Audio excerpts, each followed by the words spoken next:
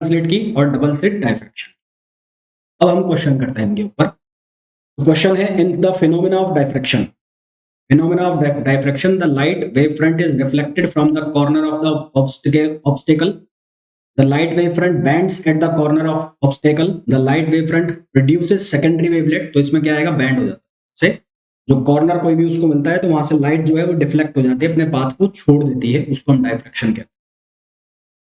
The essential condition for Fraunhofer diffraction. Fraunhofer diffraction के लिए essential condition क्या है? फर्स्ट ऑप्शन है incident wave front must be plane. Second option है incident wave front must be spherical. Third है both the incident and diffracted wave front must be plane. ये दोनों किसमें होने चाहिए? प्लेन में होने चाहिए। थर्ड पे the correct statement is in the phenomena of diffraction wave obtained from to coherent light source super impose. Second है the in the diffraction pattern the intensity of light at each minima is zero. Intensity of light at each minima is zero.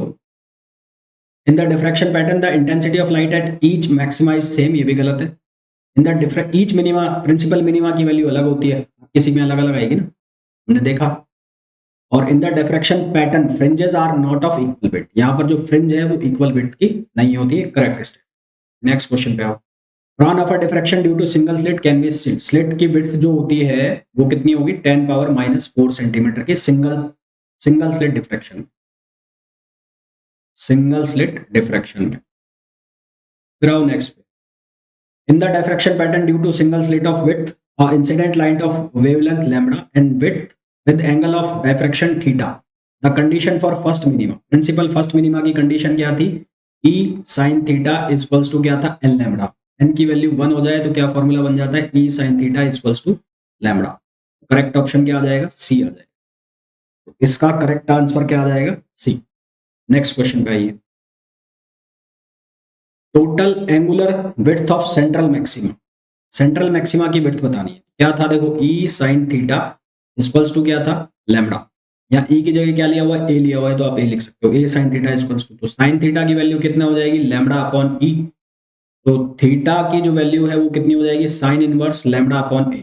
अब central maxima की width कितनी होती है? 2 theta, तो इसको 2 से multiply कर दो, 2 sin inverse lambda upon E। यहाँ पर E की जगह A लिया है तो आंसर क्या आ जाएगा? B आ जाएगा।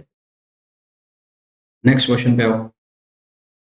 The condition of maxima in two slit diffraction is. Maxima की कंडीशन बतानी है टू स्लिट डायफ्रैक्शन में। मैक्सिमा की कंडीशन क्या है? देखो मैक्सिमा की कंडीशन क्या है?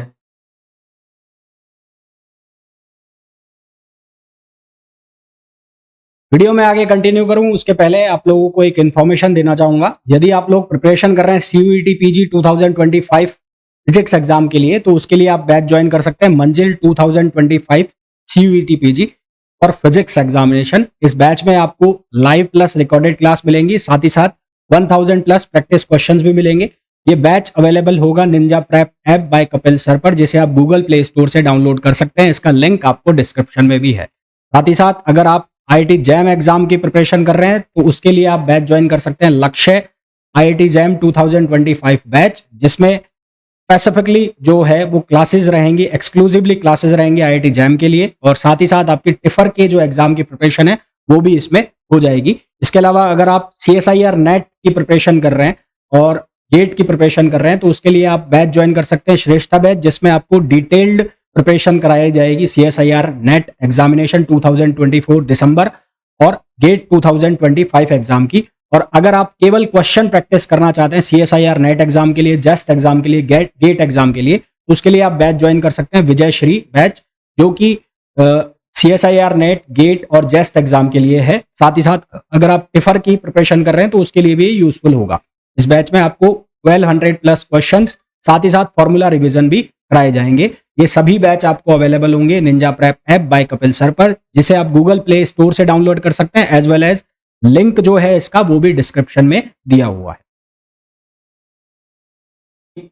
Plus B sin theta equals to L lambda, ये कंडीशन। नेक्स्ट क्वेश्चन पे आइए। The intensity at central maxima due to diffraction from n slits. n slits के केस में इंटेंसिटी जो है n स्क्वायर टाइम्स हो जाती है। कितने टाइम्स हो जाती है? n square. इसको याद कर लेना, कल मैं इसको थोड़ा सा आपको बता भी दूंगा। Due to diffraction at single slit उसके n स्क्वायर टाइम्स हो जाती है। अब थोड़े से न्यूमेरिकल करते हैं। क्वेश्चन में बोला गया है a slit of width a is illuminated by white light, the first minima of red light lambda is equals to, first minima की बात हो रही है तो first minima a sin theta या e sin थीटा कुछ भी लिख लो, इक्वल्स टू लैम्डा। तो a या e की वैल्यू हो गई lambda upon sin theta. Lambda की वैल्यू कितनी है 6500 आर्मस्ट्रॉन्ग है यानी कि 10 पावर माइनस 7 10, और sin थीटा ये कितना हो गया sin 30 degree.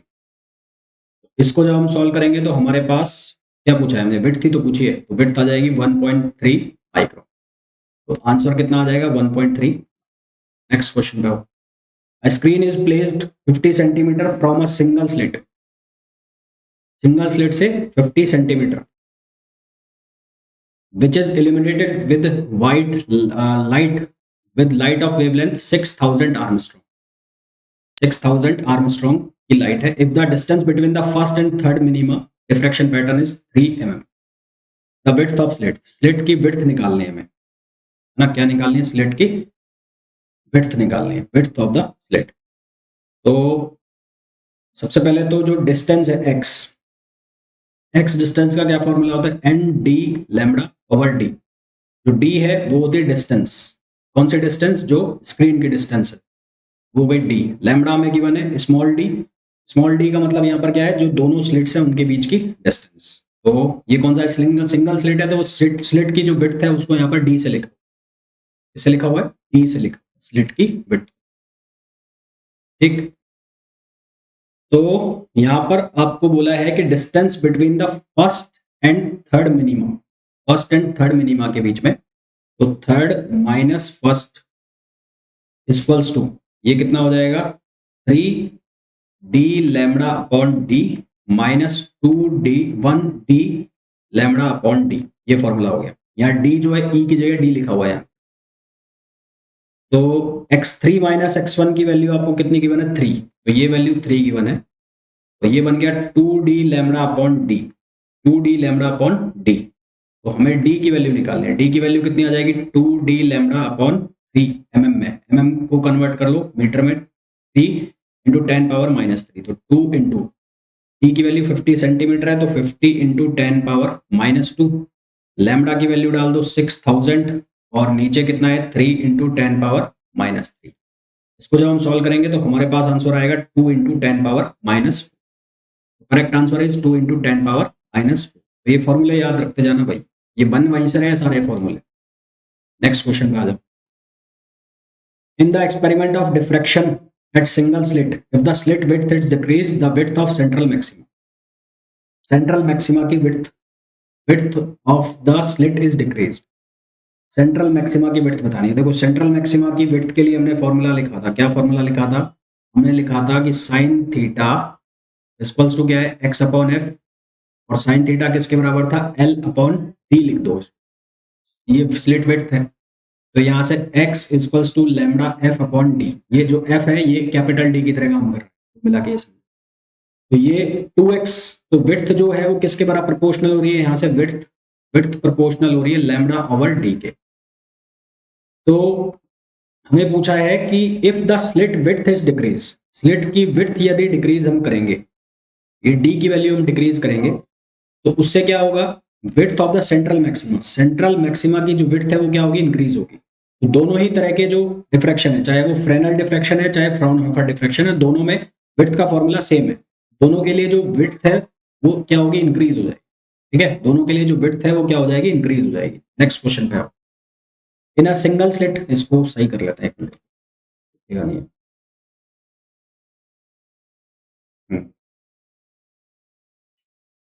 This question says that in a single slit diffraction experiment, the width of slit is made double of its original width. So width of the slit is made double its original width.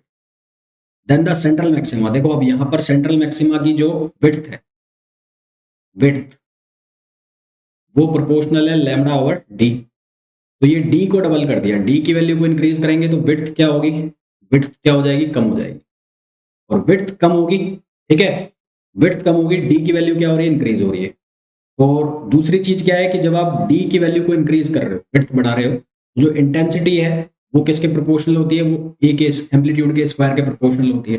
तो intensity क्या होती जाएगी, बढ़ती जाएगी, यानी कि width सक्रिय होती जाएगी, साथ साथ उसकी चमक जो है वो बढ़ती जाएगी।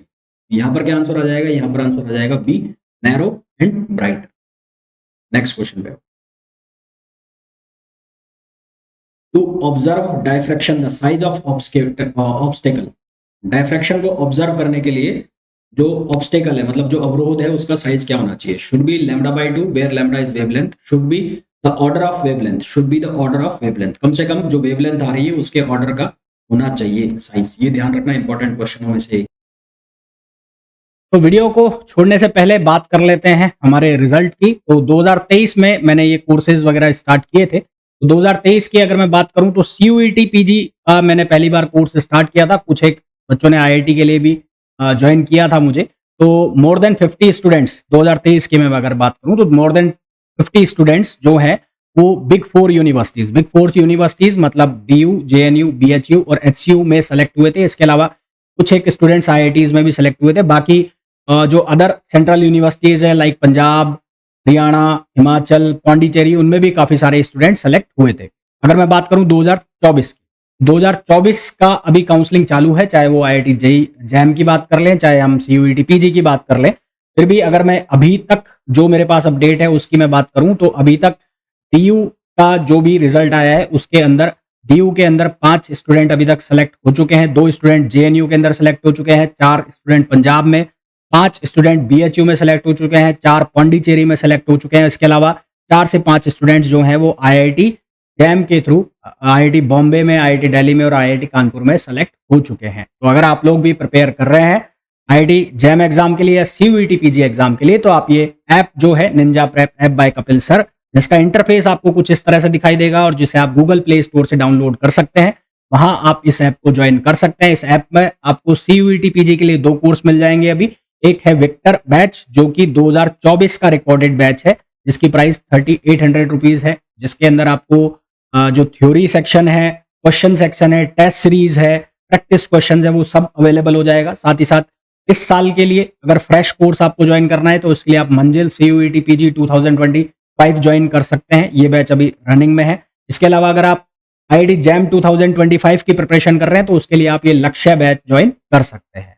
तो होपफुली ये जो वीडियो है आप लोगों के लिए बहुत यूजफुल रहा होगा। वीडियो को छोड़ने के पहले प्लीज वीडियो को लाइक जरूर करें, चैनल को सब्सक्राइब नहीं किया चैनल को सब्सक्राइब करें और वीडियो को शेयर जरूर करें।